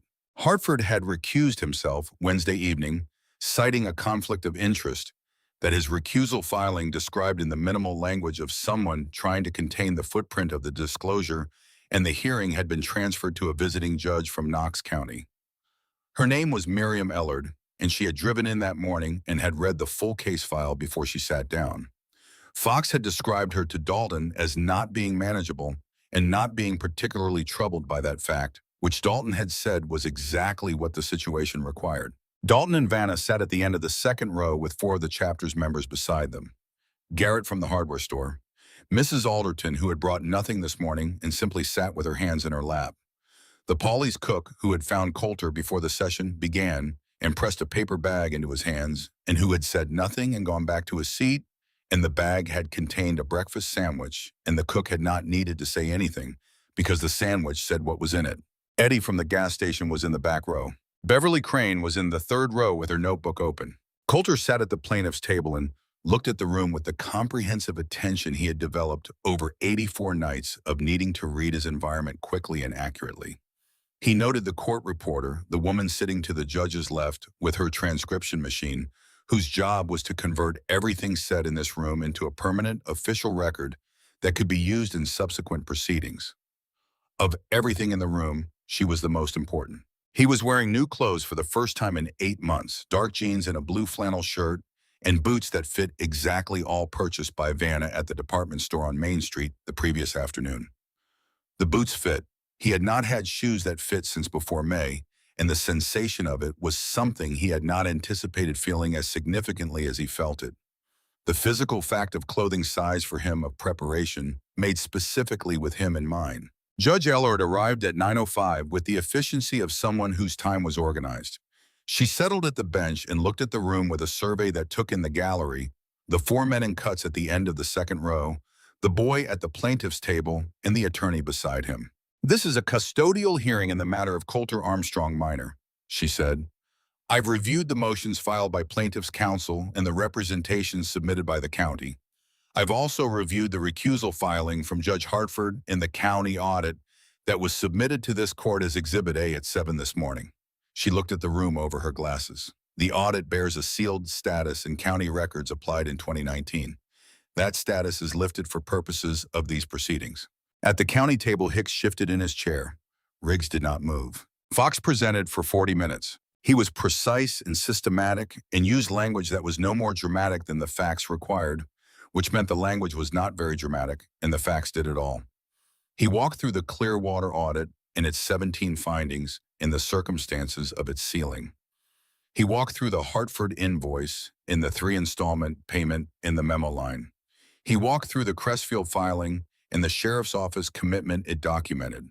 He walked through Riggs's financial relationship with Clearwater, dated and documented in the timeline of Coulter's placement at Hatcher House relative to the establishment of those relationships. He did not raise his voice. Hicks used 37 minutes and phrases that were the sound of institutional resistance, making its best available case with available materials, and the available materials were not equal to what was on Fox's table.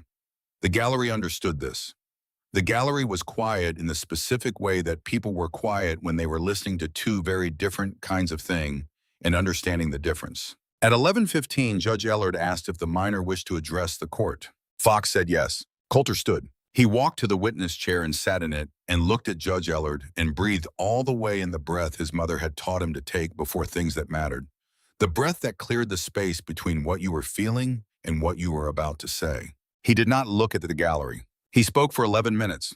He described Hatcher House in order, the same order in which he had described it to Fox, the smell of the floors and what was underneath the smell, the room assignments and the daily schedule, and the way the daily schedule changed quality when the county inspector walked out to the parking lot.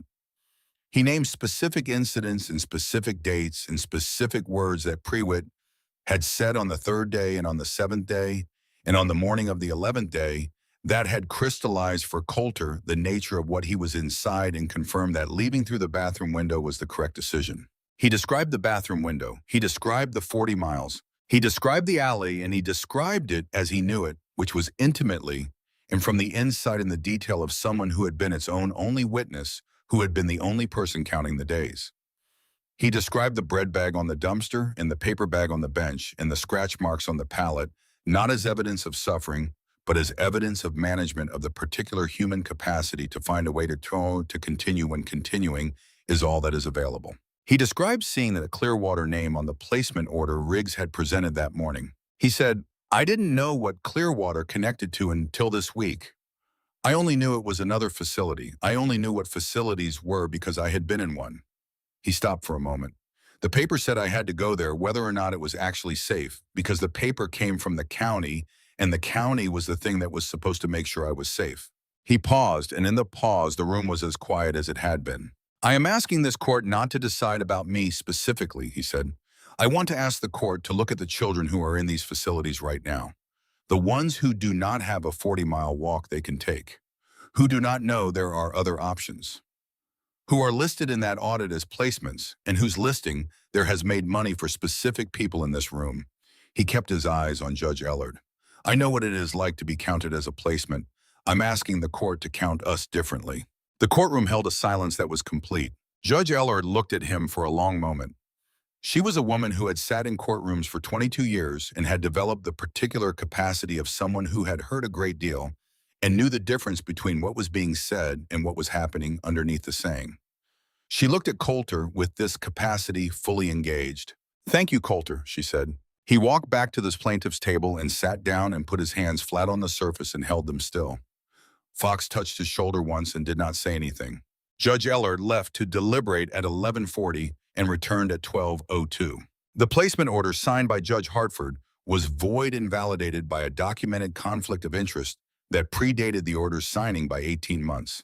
The county audit was ordered unsealed in full copies to be forwarded to the state AG's office and the Tennessee Bureau of Investigation within 24 hours. An emergency welfare check at Hatcher House was ordered to be conducted by state-level agents rather than county personnel within 24 hours of this ruling. An investigation into Jessica Riggs's placement practices and financial relationships was formally referred to the State Licensing Board and the Attorney General's office. And the Iron Ridge Sheriff's Department was placed under temporary review by the State Police Commission, pending investigation of its involvement in development-related ordinance enforcement. Coulter Armstrong Minor was awarded continuing voluntary custody to Vanna Decker, with a formal guardianship hearing scheduled for 30 days from this date. The room absorbed this in the silence of people resorting a picture they had been looking at incorrectly. Coulter sat at the table and looked at his hands and thought about his mother. He thought about her in the specific detail of someone who had been carrying her for 8 months, in the absence of anyone to talk about her, and who had therefore carried her entirely on the inside, which meant he knew her in a way that was very complete. He thought about the laugh and the coffee and the library book on wilderness survival, and the way she had moved through the world quietly and without demanding that anyone notice what she did in it. He thought about a hospital room number 214. He thought about 3 nights. He thought about the particular specific shape of doing the right thing in the absence of an audience, in the presence of no expectation of reciprocation, in the full understanding that no one was keeping the record, and that the record would keep itself in time in ways you could not predict. He understood something about his mother that he had not understood while she was alive, which was that she had not been doing what she did for reasons she could have explained in a way that satisfied anyone who wanted a rational account of it. She had simply been who she was as completely and as consistently as a person could be, and had let the doing of that be enough. It had been enough. It was still enough. It was more than enough. Outside the courthouse, the chapter waited on the steps and the sidewalk the members who had remained through 2 days in Iron Ridge steady and unperforming. When Coulter came through the door, they turned toward him with a collective attention that was not celebration and was not theater, was something quieter and more permanent than either the attention of people confirming something they already knew. Beverly Crane was at the bottom of the steps. "How do you feel?" she said. He thought about it honestly before he answered, because she was a person who asked honest questions and deserved answers of the same type. Like someone counted the days, he said, and now the count is different. She wrote it down in her notebook exactly as he had said it, and it was the first line of the story she filed that afternoon, and which ran on the front page of the State Register the following morning, and which was picked up by the wire services, and which a great many people in a great many places read over coffee and felt something specific about. Dale Prewitt was arrested on Friday. Jessica Riggs resigned the following Monday before the licensing board's investigators reached her office. The state AG report named 4 additional county officials and 2 private developers. Christopher Slater did not return from personal leave. Crestfield Partners withdrew from the Iron Ridge development project in February, citing regulatory uncertainty, which was what developers said when the ground had become too complicated to stand on. None of it resolved cleanly or quickly. It rarely did. It resolved the way reality resolved things, slowly and in stages, with the resistance of systems that had been built to resist examination and the patience of people who had decided that the examination was going to happen regardless. But the thread had been pulled. On Friday afternoon, after the state agents had been to Hatcher House, and the children who needed to be elsewhere were being taken elsewhere, Coulter went back to the alley. He walked alone. He had asked to go alone, and Vanna had said yes without asking why, which was the correct response. He stood in the alley and looked at the pallets and the cardboard and the 83 scratch marks in a careful line along the wood, each one made in the morning. On a morning when waking up and continuing had been sufficient, when the day had held and he had held with it. He stood there for a while. He took the emergency blanket and folded it and left it at the mouth of the alley where someone who needed it would find it. He left the food in the kind of brown paper bag the gas station clerk used, left at the mouth without ceremony. He touched the marks, running his finger along the line of them from the 1st to the 83rd. Not counting, confirming. He was not going to make an 84th. Today was a different kind of day than the days the mark stood for, and it deserved to be counted differently, or not counted, just entered directly into whatever came after it. He turned around. He walked out of the alley and into the January afternoon, into the cold that was still serious about itself, and the light that was going. The way January light went in Tennessee, withdrawing gradually, and he walked through the streets of Iron Ridge toward the motel where Vanna was waiting, and the town conducted itself around him, ordinary and imperfect, and engaged in the slow, complicated work of becoming slightly more honest with itself than it had been for a long time. At the motel, Dalton was on the second-floor walkway with his coffee and his feet flat on the concrete. Coulter came up the stairs and sat on the railing beside him, and they looked at the street below together. "Can I ask you something?" Coulter said. "Yes," Dalton said. "The letter. What does it say about her, about what she was like?" Dalton thought about this for a moment. "He said she talked about you the way people talked about the things they were most certain of in the world," he said. "Not pridefully, just certainly. The way you talked about something you had built and believed in and were not confused about." He paused. He said she told him the hardest thing about her life was that she could never know for certain if she had given you the right things, if she had put in enough of what you would need. "What did Doyle tell her?" Coulter said. "What was obvious to him after 3 weeks," Dalton said. "That she had put in everything you needed, that it was visible in who she was." He looked at the street. He was right. A car passed below. The afternoon light continued its withdrawal. "She put the right things in," Coulter said. "I know that now. I don't know what took me so long to know it." He pressed his hand against the left chest of the vest, against the lining, where the small square of leather was stitched, almost invisible, reading Sandra. "She's still here," he said. "She's in how I count things. She's in why I stopped in that alley." He looked at Dalton. "I'm going to be okay," he said. Dalton met his eyes and looked at him with the look he had been using since the alley. The look of a man who had been waiting to place something in the right position and had now placed it. "I know," he said. The vest had come from Vanna. She had presented it to him at the motel dining room the evening before the hearing, setting it on the table in front of him and not saying anything and giving him time. Black leather, size for him exactly, guardian and careful stitching on the back. In the lining at the left chest, a small square she had stitched the previous night, Sandra, in thread, that was almost the color of the leather itself, visible only when the light was right. He had held it for a moment before putting it on. He had pressed his thumb against the inner stitching and sat with what it meant, which was this, that 15 years ago his mother had sat in a hospital room with a man she did not know well and had given him the company of her presence through 3 difficult nights, and that this had moved through the world quietly and without announcement the way she moved through the world and had arrived here in this motel dining room in the form of a vest with her name in the lining. He put the vest on. It fit. Evening came over Iron Ridge with the particular intention of January evenings, cold and committed. The last remaining bikes were on the street below the motel, and Vanna was in the room behind him, and the 30 days until the guardianship hearing were something he was going to live through rather than survive. The distinction mattered. He sat on the railing and watched the last of the afternoon light leave the rooftops, and then he went inside and lay on the bed and looked at the ceiling and counted his breaths, and at 47 he was asleep.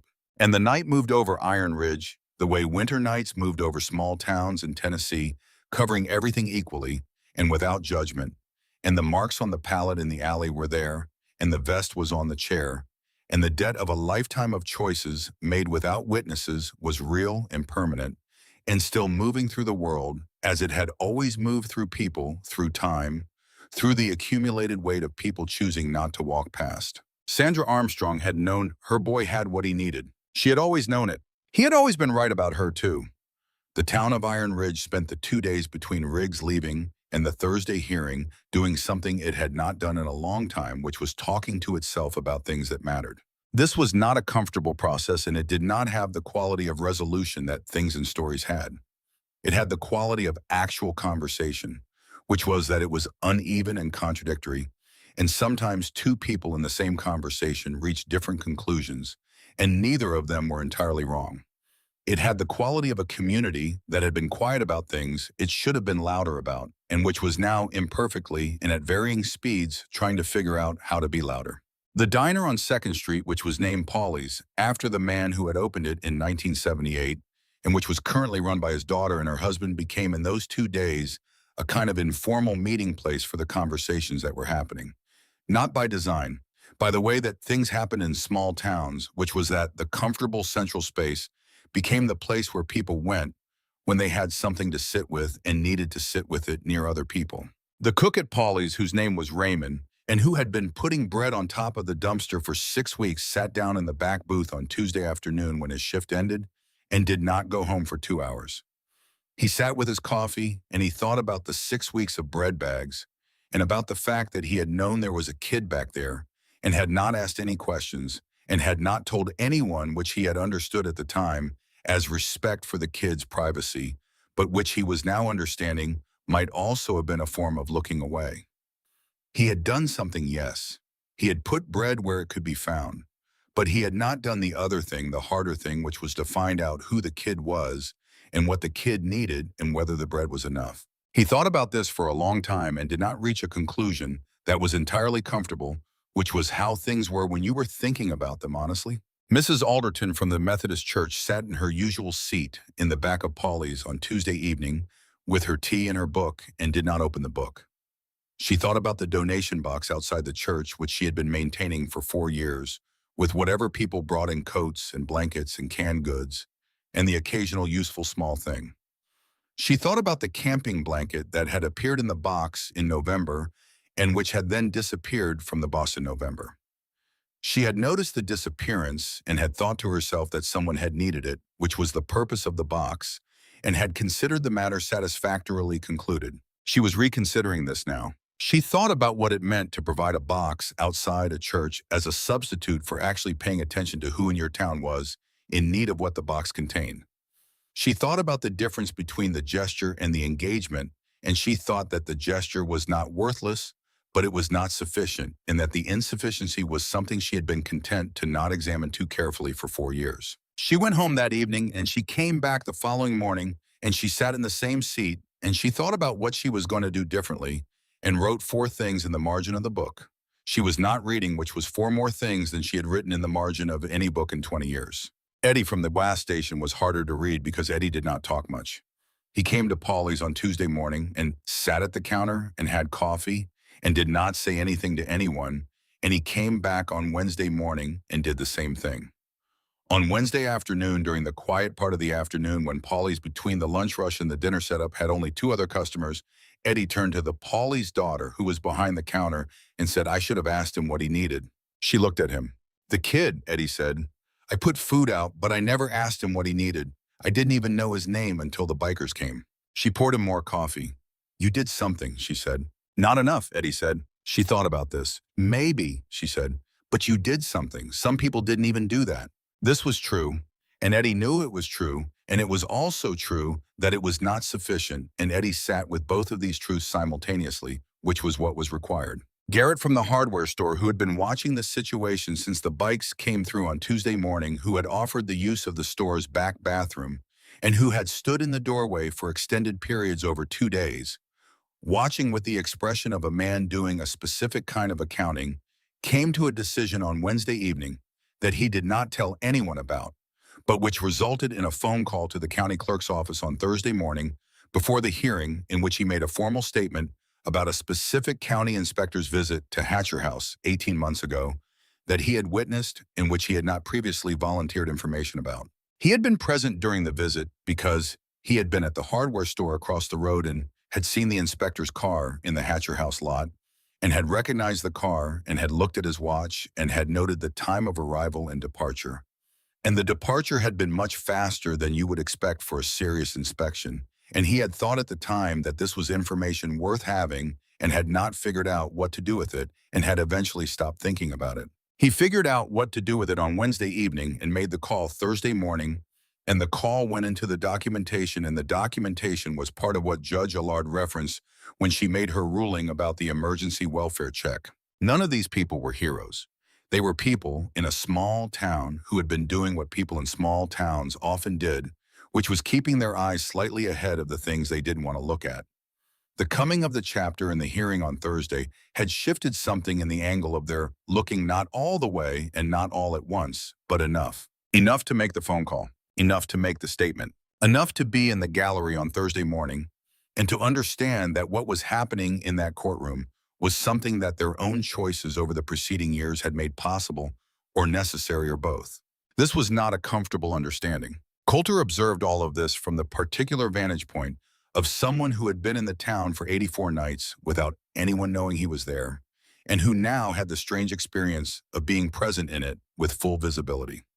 He watched the town process what was happening to it the way he watched most things carefully, and without rushing to conclusions, noting the small signals that added up to larger pictures. He watched the cook at Polly's sit in the booth and think. He watched Mrs. Alderton not open her book. He watched Eddie at the counter on Wednesday morning with his refilled coffee and his expression of someone doing an arithmetic they were not satisfied with. He thought that this was what accountability looked like from the inside of the community that was accounting. It was not clean, and it was not finished, and it was not going to produce the kind of resolution that made for easy telling. It was people sitting with their coffee and their tea and looking at the specific shape of what they had chosen to see and not see, and deciding imperfectly and at their own pace what to do with the looking. He thought his mother would have had something to say about this. He thought what she would have said was probably something about the fact that the looking was the thing, and that what you did after the looking was secondary to whether you were willing to look in the first place. He thought she was right, as she had generally been. On Wednesday afternoon, 2 of the chapter's writers, a man named Paul and a woman named Angie, both of them chapter members who had come down from Nashville with the second wave on Tuesday morning, spent 4 hours doing something that no one had asked them to do and which they did not announce. They walked the east side of Iron Ridge, the side targeted in the Crestfield development plan, and they talked to the people who lived there and ran businesses there, not about the development plan, which they were not there to discuss, but about what was there, asking the specific questions of people who were interested in what a place actually was rather than what it could be made into. They talked to an 81-year-old man who had lived on Grove Street for 62 years and who made furniture in his garage and who sold it at the county fair. They talked to a woman who ran a seamstress business out of her front room and who had 3 clients coming in on Thursday morning. They talked to a man who owned the last independent gas station on the east side, not the Route 9 one, a smaller one who had been in the location for 30 years and whose father had opened it. They did not report these conversations to Dalton or to Fox or to anyone else in any formal way. They just had them. They listened to what the people on the east side of Iron Ridge had to say about their east side, and they let the listening be the thing. This was also not heroic. It was just attention. Just people using their 2 days in a place to see the place, rather than to see only the thing that had brought them there. Coulter heard about it from Vanna on Wednesday evening. She mentioned it the way she mentioned most things without emphasis, letting him decide how much weight to give it. He gave it a lot of weight. He thought about the difference between a place that was counted as a placement fee and a place that was asked what it was. He thought about the difference between a town that was mapped as a development opportunity and a town that was visited by people interested in the furniture maker on Grove Street. He thought that this was something his mother had known and had tried to show him, which was that the kind of attention you paid to things determined what you were able to see in them, and that the kind of attention that reduced things to their use value was a kind of blindness dressed up as practicality. She had not been blind. He was trying not to be. The hearing on Thursday morning was in some ways the least complicated part of everything that surrounded it. The documents were the documents. The judge was prepared. Fox was prepared. Coulter was prepared. What happened in the courtroom was the formal version of something that had already been decided by the weight of what Fox had assembled, and the deciding had the quality of things being put in order rather than the quality of uncertainty resolving. What was not uncomplicated was sitting in the witness chair. He had thought he was prepared for it, and he was prepared for it in the sense that he knew what he was going to say and he knew why he was going to say it. But there was something about being in the chair that was not about preparation, that was about the quality of the room itself, the way it was arranged to produce a particular kind of exposure, the chair lower than everything else, the gallery of faces visible in the peripheral vision. Even when you were looking straight ahead, the court reporter's fingers ready at the machine. He breathed the way his mother had taught him. He found Judge Ellard's eyes and kept them. He said what he said, and when he was done, the room was quiet in the way that rooms were quiet when something had been said in them that could not be unsaid and which was going to be part of whatever came after permanently and without qualification. Judge Ellard said, "Thank you, Coulter." And he walked back to the table and he sat down and he put his hands flat and kept them still, and the hearing continued. And when it ended the way Fox had said it would end, which was with the facts arranging themselves the only way the facts could be arranged if you were looking at them honestly. He stood on the courthouse steps afterward and felt the cold January air on his face and thought that the cold felt different from how it had felt 2 mornings ago in the alley, though the temperature was not significantly warmer. He could not explain this, except to say that the same cold felt different when you were standing in it differently, and that he was standing in it differently than he had been standing in it for 84 nights. He was visible. That was the difference. He was standing in the cold in the middle of Iron Ridge, Tennessee, in clothes that fit him and a vest with his name in the lining, and he was visible to 98 people who had driven a long way to be here, and to a journalist writing it down, and to a courtroom that had just put it in the official record, and to the town that was standing on the sidewalk, figuring out what to do with what it now knew about itself. He was visible, and the cold was the same cold, and it felt different. Beverly Crane's question, "How do you feel?" His answer, like someone counted the days and now the count is different. He meant this specifically and also in the larger sense. Specifically, the 84 marks on the pallet in the alley were a count of a specific kind of day, the kind where surviving was the primary project and where the days were distinguished from each other, mainly by what the weather was and where the food came from and whether the ground was frozen. The count was still 84, but what it was counting had changed. It was counting the days that had led here, which was a different kind of record than the one he had been keeping. In the larger sense, he did not know what the larger sense was yet. He only knew that something had shifted in the arithmetic of his life, and that the shift was real, and that it would take time to understand the full shape of what it meant. He was 12 years old. He had time. What he did know was this: he was going to a guardianship hearing in 30 days. Fox had said the documentation was clean and the case was clear, and he believed Fox because Fox was the kind of person who did not say things were clear when they were not. He was going to live with Vanna. That was not settled yet in the legal sense, but it was settled in the sense that mattered, which was the sense in which two people had said a thing to each other, and both of them meant it. Vanna had said it without making it a promise she was performing, and he had said he wanted it without making it a plea. They had said it like people saying a fact they had both arrived at simultaneously, which was the best way to say things that were going to have to survive the weight of time. He did not know what it would be like. He had not had a home in 8 months, and he had not had the particular kind of home that came with another person present in it since May. And the thing about that kind of home was that you did not fully know what it was until you were inside it and the door was closed and the ordinary small sounds of two people existing in the same space were happening around you. He did not know what Vanna's home sounded like, or what she was like at 7 in the morning, or what she cooked when she cooked, and whether she talked to herself while she did it. He was going to find out. He was 12 years old, and he was going to find out the things you found out when your life resumed after the part that was about surviving was done and the part that was about living started up again. His mother had lived that way, in the part that was about living. Even in the hard years, even in the years when the practical problems were large and the resources were small, she had been someone who was fully engaged with the particular texture of her days, who noticed the bread bag on the dumpster before there was a need to put one there herself, who laughed at things that should have made her cry because the laughing was more accurate, because the laughing acknowledged both the sadness and the fact that the sadness was not the whole of it. He had her in him. Dalton had confirmed this. Doyle had said as much from his hospital room. The vest said it in the lining. He pressed his hand flat against the left chest one more time, feeling the slight raised texture of the stitching through the leather. The name that was almost invisible. Almost invisible. Still there. He raised his hand to the cook at Paulie's, who was standing at the diner window, watching the courthouse steps with an expression that had moved past calculation into something more open.